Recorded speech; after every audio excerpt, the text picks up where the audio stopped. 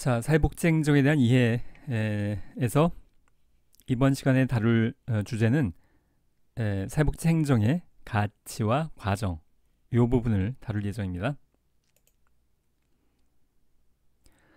자, 사회복지 행정의 가치 또는 이념 관련됐을 때 한 5가지 정도를 이야기할 건데요. 자, 역시 이것은 아주 제 개념적인 부분이기 때문에 사회복지 실천과도 물론 중복되는 영역이라고 볼 수 있겠는데요. 자, 첫 번째는 효율성입니다.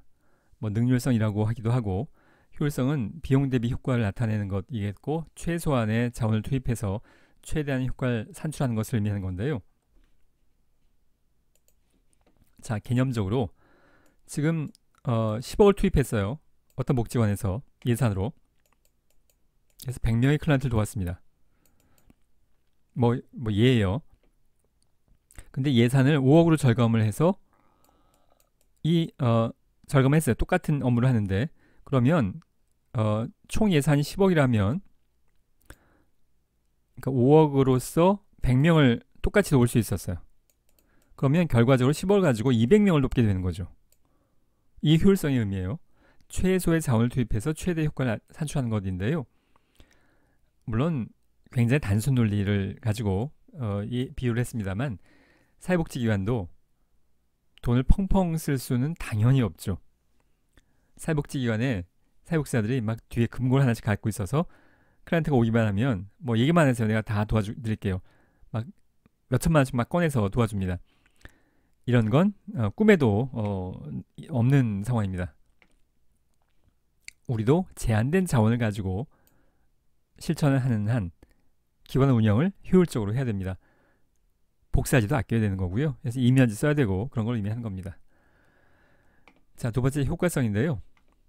목표의 성취도를 의미하는 건데, 자, 한 가지 비유를 해보겠습니다. 여러분들이 성형외과 광고를 보면 이렇게 사진을 2장 갖다 놓고 여기가 before, 여기는 after.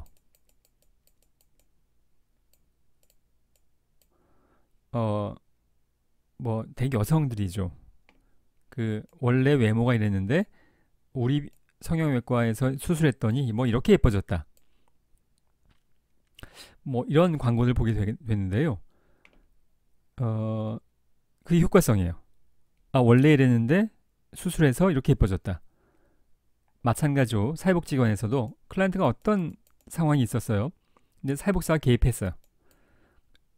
원래 before, 사회복지사 개입 후에 after. 클라이언트가 뭐가 좋아져야 된다는 겁니다. 물론 우리는 굉장히 추상적이고 개념적인 면들이 많이 있을 수 있습니다. 그것이 자존감 향상일 수도 있고 빈곤의 완화일 수도 있겠고 여러 가지가 있을 수 있겠습니다만, 하여간 뭔가 나아져야 돼요.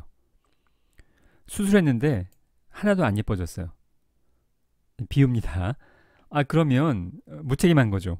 효과성이 없는 겁니다. 마찬가지로 사회복지관에서도 클라이언트가 좋아져야 돼요. 물론 이거 전후 관련돼서 이렇게 단순 논리가 위험한 측면이 있는 건 여러 가지가 있습니다만, 일단 한 가지는 외모지상주의를 이야기하고 싶진 않아요. 여러분들이 이 논리가 외모지상주의처럼 들리지 않길 바라는데요. 이해를 돕기 위해서 여러분에게 비유한 것의 의미이겠고요. 분명히 나아져야 되는데 사실은 우리가 사람에 대해서 아직 모르는 측면들이 많아요. 그런 만큼 사회복지사 개입해서 클라이언트가 나빠지기도 합니다. 좋아지기는커녕 그런 경우도 분명히 있다는 건 전제합니다. 사람의 문제는 그렇게 간단하지 않아요. 그렇지만 일단 개념적으로 보자면 좋아져야 되죠. 자, 효과성 있어야 된다는 얘기입니다. 효과성은 사회복지 서비스를 통해서 산출된 결과가 원래 목표를 어느 정도 달성했는가, 얼마나 좋아졌나, 그 얘기를 묻고 있는 겁니다. 그것이 경제적으로든 심리적으로든 사회 환경적이든.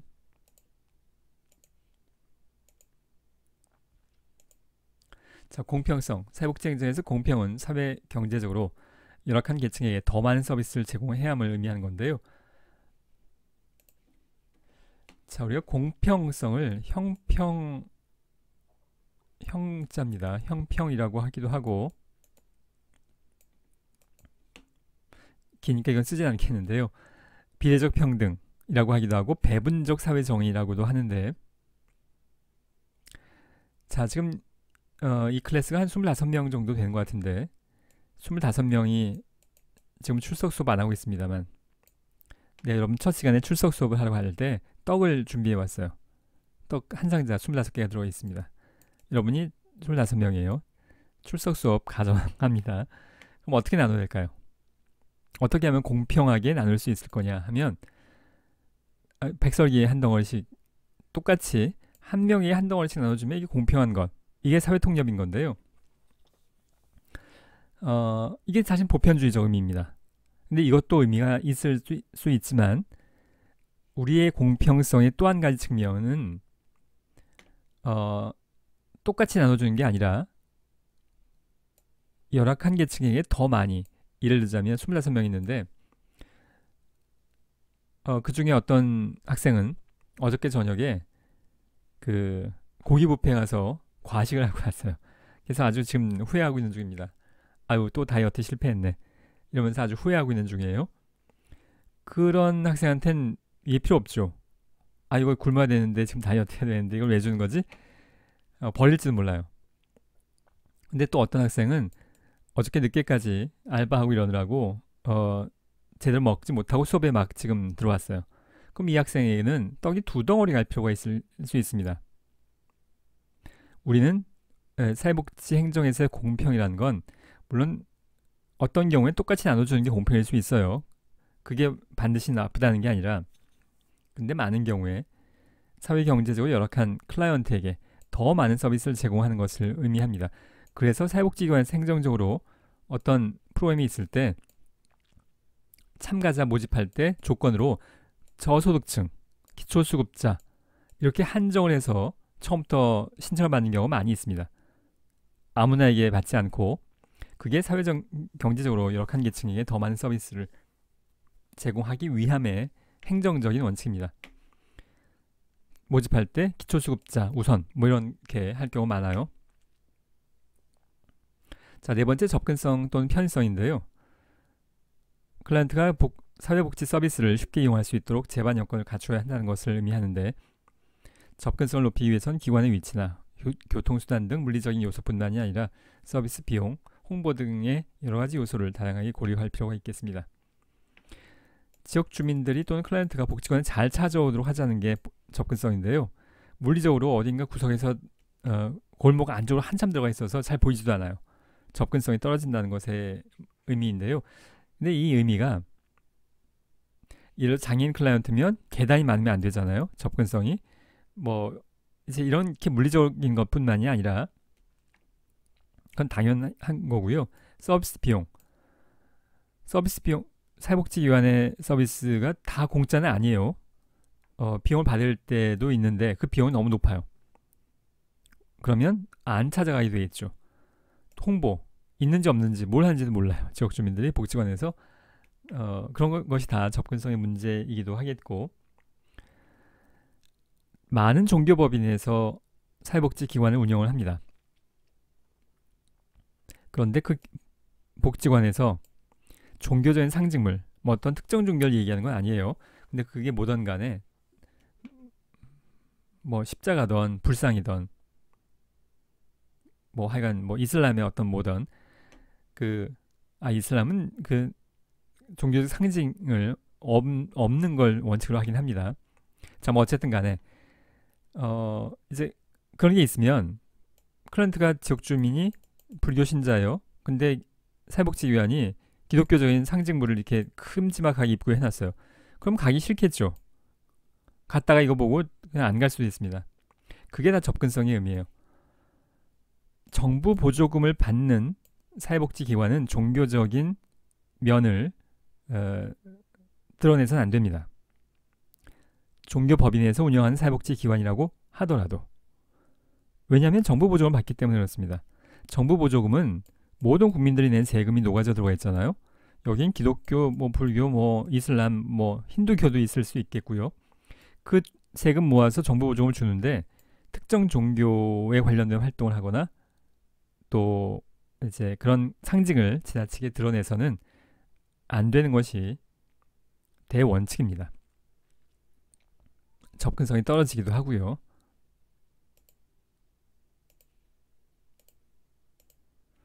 자, 다섯 번째, 그 가치와 이념에선 다섯 가지인데, 자, 책무성입니다. 책임성, 책무성이라고도 해요. 사회복지 조직은 사회적 재원을 기반으로 하므로 사회로부터 위임받은 바를 충실하게 이행해야 되는데, 사실 난 책무성이라는 단어를 더 좋아합니다. 다른 분야에서도 이 책무성에 대해서 다루고 있는데요. 보통 우리가 책임이라는 단어의 영어 표현이 responsibility인데, 이게 내가 그걸 마련을 해야 되겠는데, 사실은 이미 택배는 배달 받았어요. 근데 지금 바빠서 그 펜 드로잉 하는 명칭 잘 기억이 안 나는데, 하여간 박스채로 지금 이미 받아 있는데 바빠서 지금 뜯어보고 기능을 익히고 하지 못하고 있습니다. 펜으로 하면 학기가 끝나기 전에 펜으로 이렇게 마우스를 하지 않고 가능할 것 같습니다. 근데 어쨌든 간에 지금 이 책임은 영어로 responsibility예요. 근데 영어에서도 이 책무성은 의미가 좀 달라요.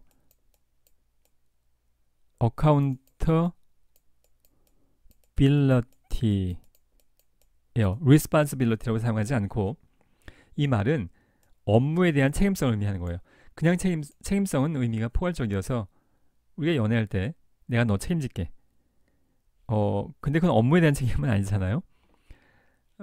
우리가 업무에 대한 책임성은 accountability라고 따로 얘기합니다. 근데 사회복지행정에서 책무성이라는 단어는 이제 오히려 잘 안 쓰는 것 같고요. 책임성이라는 단어로 통일되어 가고 있는 것 같습니다.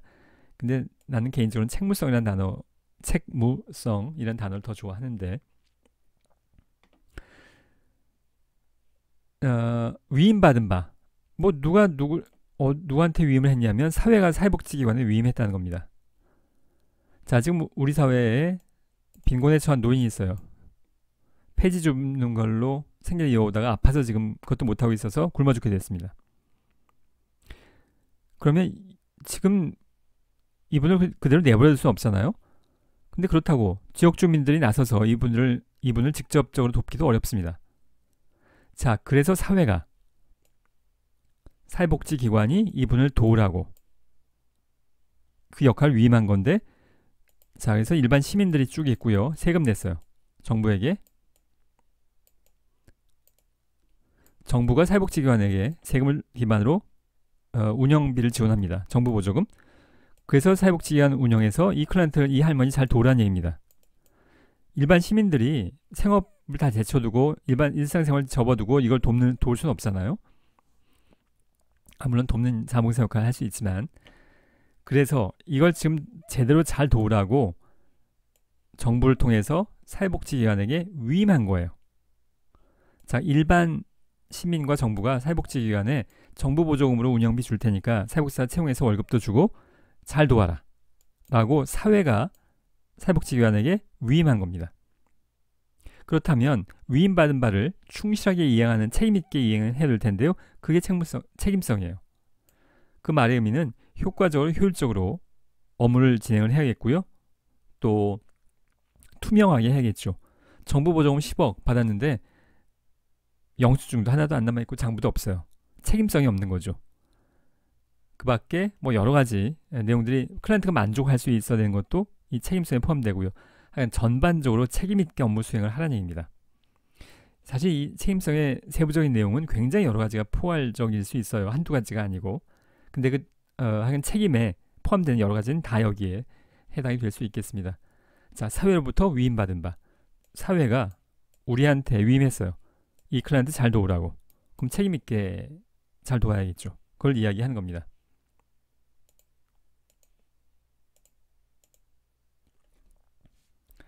자, 이번 시간에 두 번째 제목은 사회복지행정의 필요성과 실천 원칙인데요. 자, 이것은 다른 내용과 중복되기도 하고 그렇게 중요한 내용은 아니기 때문에 이거는 생략을 하겠습니다. 트래커라는 그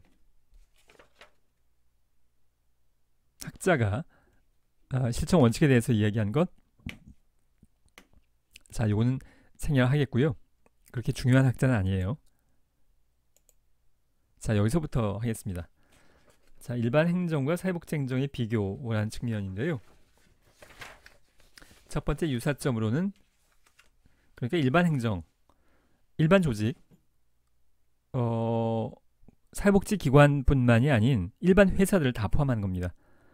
일반 회사도 여러 명이 조직을 이루어서 거기에 가면 팀장도 있고 부장도 있고, 회사에 출근하면 이제 여러 명이 함께 일을 해 나가잖아요. 조직에서. 그것을 일반 행정, 공무원 조직도 마찬가지입니다. 그런 걸 비교해 보는 건데요. 유사한 점은 목표 설정, 기획, 실행, 평가의 과정을 거치는 것. 사실 뭐 당연하기도 하죠. 이거 안 하는 데가 있나요? 근데 이제 회사도 하고 사회복지기관도 합니다. 미래지향적이고 창의성을 고려하겠고요. 효과성과 효율성을 추구합니다. 더 중요한 건 차이점일 텐데요. 사회 문제와 관련한 개인과 집단, 지역사회를 대상으로 합니다. 사회복지 행정에선, 사회복지 조직은. 자, 일반 기업은 꼭 이렇지 않아요. 개인과 집단, 지역사회까지 고려하지 않을 수 있습니다. 그냥 뭐 물건을 많이 파는 게 중요할 수 있으니까. 전문적인 사회복지 서비스 제공을 목적으로 하고요. 조직 내부에 한정되지 않고 지역사회와 적극적으로 교류합니다. 지역사회라는 표현이 계속 나오고 있는데, 지역사회 문제, 욕구에 대응하기 위해서 자원을 개발 및 동원하는데, 이 차이점이 사회복지기관이 갖고 있는 타 일반 회사들, 영리 회사들과의 차이점이라고 보면 되겠습니다.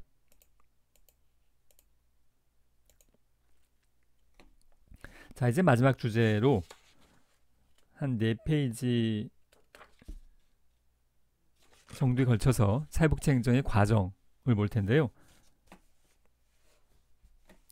이 귤리라는 학자가 꽤 오래 전에, 뭐 거의 한 100년 가까이 전에 만들어 놓은 과정이고, 사회복지 행정에서 많은 경우에 이론적인 개념들이, 특히 초반 학기 초에 나오는 개념들이 사회복지 기관에게 을 대상으로 만들어진 개념과 이론들이라기보다는 일반 조직, 일반 영리회사 또는 정부 조직을 대상으로 하고 있는 이론들인데요.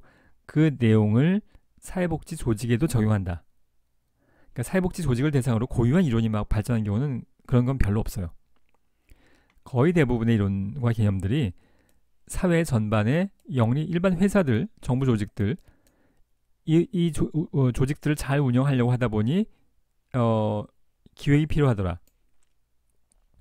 그걸 사회복지기관에게도 적용하는 것에 상황이 많은데, 이것도 마찬가지입니다. 자, 조직 운영을 잘 하려고 하다 보니 그 과정이 어떤 거냐를 이제 몇 가지로 얘기하고 있는데요. 여기 P자가 있죠. 이걸 머리 글자 따서 이제 다음 화면으로 넘어가면서 하나씩 나오는데,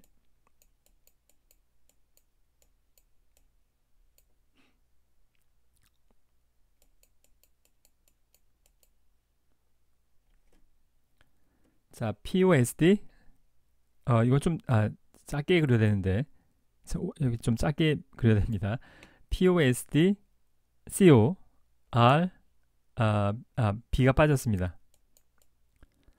자, 그래서 하나, 둘, 셋, 넷, 5개, 6개, 7개, 8개. 요거 빼고 7개로 이야기하는 경우도 있고요. 2까지 포함해서 8가지로 이야기할 때도 있는데, 자, 그걸 이제 하나하나 보는 건데요. 요 머리 글자 P는 플랜이에요. 기획. 자, 이거 여러분들이 옆에 메모를 해놓기 바랍니다. 화면 지나가면 이건 또 지워져 그냥도 되던가. 자, 뭐 하여간 요거 하나하나가 머리 글자예요. 자, 기획은 플랜이라는 계획에 ing가 붙은 놈이에요. 계획을 ing 해나가는 과정을 기획이라고 합니다. 자, 기획은 사회복지 행정가에 의해서 수행되는 첫 번째 과정으로서 목표 설정, 목표 달성을 위한 과업 및 활동, 과업을 수행하기 위해서 사용되는 방법의 결정이 이루어진 단계를 의미하는 건데요. 하여간 우리는 뭔가 계획을 해야죠. 사회복지관 1년 계획도 해야 되고 분기별 계획도 해야 되고 우리가 계획을 안 하고 뭐 운영을 해 나갈 수가 없죠. 그냥 우리는 하루하루 그냥 일합니다. 우리에게 내일은 없어요. 뭐 영화 제목 아주 옛날 영화의 제목 그런 게 있었는데 우리에게 내일은 없다. 그냥 우리는 출근해서 그때그때 결정해요. 이거 안 되겠죠. 뭔가 계획해 나가야 된다는 겁니다. 1년 계획, 중장기적인 5년 후 10년 후 계획까지 하게 되죠. 과업 수행을 위해서 사용되는 방법은 변화하는 목표에 따라서 달라질 수 있겠고 사회복지행정관은 변화하는 목표에 따라서 필요한 과업을 계획하고 목표 달성을 위해서 요구되는 방법을 선정해야 됩니다. 자, 플래닝, P입니다.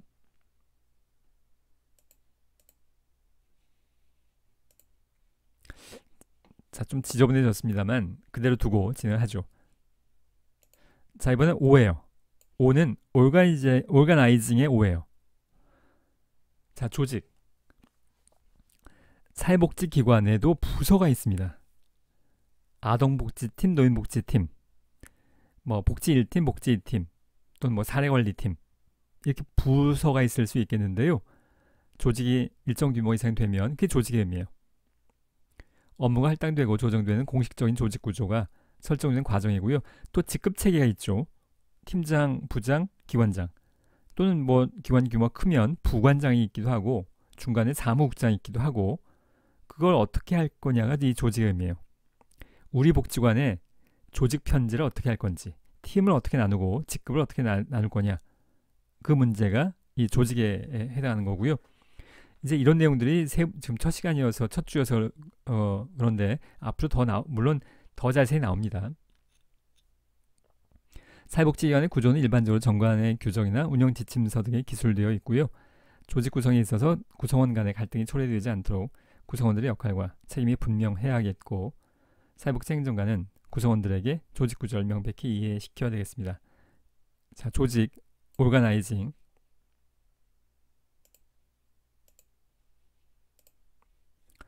자, 세 번째 인사입니다. 여러분이 졸업하고 복지관에 취업해야 될 텐데요. 그게 인사 과정이죠. 복지관의 입장으로 보자면 어떤 직원을 뽑을 거냐 굉장히 중요한 문제죠. 사회복지관에서 정말 중요한 문제입니다. 능력 있고 동기부여된 클라이언트를 잘 도울 수 있는 직원을 뽑아야 되겠는데 그게 인사에 해당하는 행정과정이에요. 인사는 직원을 채용하고 교육 훈련을 통해서 직원의 능력을 개발하면서 직원들의 근무 의욕을 갖고 헌신할 수 있도록 동기를 부여하는 관리 활동을 의미합니다. 우리가 어떤 뭐 행사장에 가면 스태프라고 이제 큼지막하게 목걸이 명찰을 달고 움직이는 사람들을 만날 수 있죠. 스태프, 직원이라는 얘기잖아요. 스태핑, 직원을 뽑고 교육하는 그 과정을 ing를 다 이야기합니다. 자, 그게 S예요. S. 스태핑, 포스트 콜브 머리 글자 중에 S입니다. 자, 지시입니다. 디렉팅. 요 D고요. POSD에 지시는 행정 책임자가 기관을 효율적으로 운영하기 위해서 구성원에게 업무를 부과하는 과정인 건데요. 사회복지기관에서 는 기본적으로 관료제예요. 결제받고 일합니다. 우리가 변호사들 같은 경우에는 무슨 법무법인을 만들어서 동료처럼 일을 하죠. 상호관계가 아니라. 근데 사회복지기관은 그런 경우는 협동조합 같은 경우가 지금 조금씩 시도되고 있습니다만 그런 경우는 거의 없어요. 상급자가 존재합니다. 결제받고 일해요. 지시과정. 결제판 들고 부장님한테 결제받고 또 기관장한테 결제받고 그게 다시 내려와서 그 다음에 일을 진행합니다. 사회복지기관도 관료제예요. 그런 의미에서의 지시 과정이 사회복지기관을 잘 운영하기 위해서 필요하겠고요.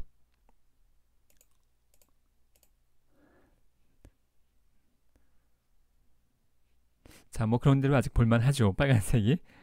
자, 다음엔 조정입니다. coordinating. 이건 C인데 이게 좀 복잡하긴 하네. 여기 CO라고 이걸 소문자로 하는 이유가 이 O가 필요해서 그래요. 왜냐하면 이 O가 없으면 이걸 쭉 읽어서 포스트 콜브 이렇게 발음하고 싶은데 이게 지금 D, C, R 이렇게 자음만 이어지면 발음이 안 돼요. 그래서 postcolv라는 발음을 하기 위해서 오자까지 여기 CO에 오까지 집어넣은 겁니다. 대신 이건 소문자로 써요. 이 화면 좀 지나가야 이게 좀 깨끗해질 것 같습니다. 자, 조정은 기관 활동의 다양한 부분들을 상호 관련시키는 과정이고 행정 책임자는 위원회 등을 통해서 기관의 여러 부서와 구성원 간의 효과적인 의사소통 통로를 만들어야겠는데요. 복지기관에서 전직원회의, 부서회의, 또 업무 조정, 예를 들어서 지금 클라이언트가 찾아왔는데 가만히 있자. 이게 무슨 그림이었죠? 뭐 하여간 여기 복지관이 있다고 해보면 클라이언트가 찾아왔는데 장애 아동이에요. 근데 이 복지관에 지역사회복지관인데 장애복지팀이 있고 아동복지팀이 있어요. 근데 장애 아동이에요. 그럼 이 부서가 장애복지팀에서는 아동이니까 너네 부서가 해. 아동복지팀에서는 장애인이니까 너네 부서가 해. 뭐 얘예요, 얘. 서로 이 업무를 미룰 수가 있죠. 이 조정이 필요한 거랍니다. 협의해서 해야죠. 협의해서. 그리고 협력해서 함께 해 나가야 됩니다. 자, 보고 리포팅. 요 R이 이제 요 R이에요. 포스트 콜브에 보고는 행정 책임자가 기관의 직원, 이사회, 지역사회 지원을 제공하는 기관에서 일어나는 상황을 알려주는 과정이고요. 이러한 기능을 수행하기 위한 행정가의 활동에는 기록 유지, 정기적인 감사, 조사, 연구 등이 있는데, 자, 사회복지관은 이제 내가 삼각형으로 그릴 때도 많습니다. 관료제이기 때문에 보고해야 돼요. 보고. 우리가 결제받고 일하는데 일한 다음에 또는 일하는 과정이 어떻게 되는지 보고해야죠. 보고. 그리고 내부적인 보고뿐만이 아니라 지역사회에도 보고해야 되고요. 정부 보조금을 받으니까 정부에도 보고해야 되죠. 그런 보고들을 다 이야기하는 겁니다.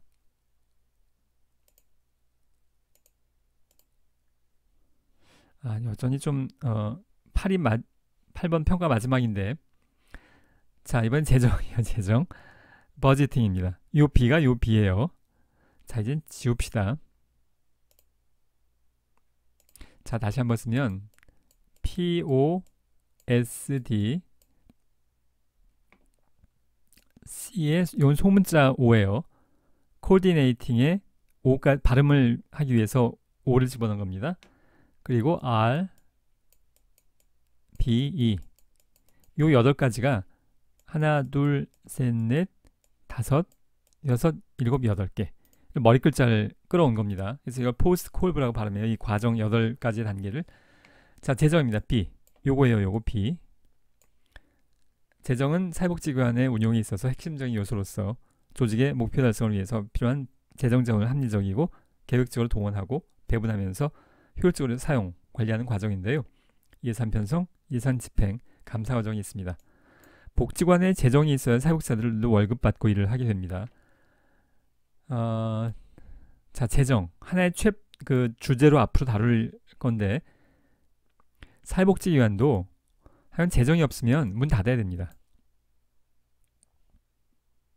재정 없이 운영할 수 있는 조직은 없다고 해도 무방합니다. 우리가 이슬로 운영할 수는 없잖아요.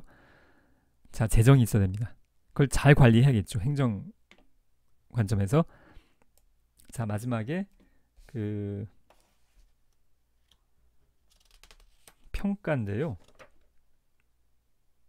자, 이게 이제 마지막 화면인데요.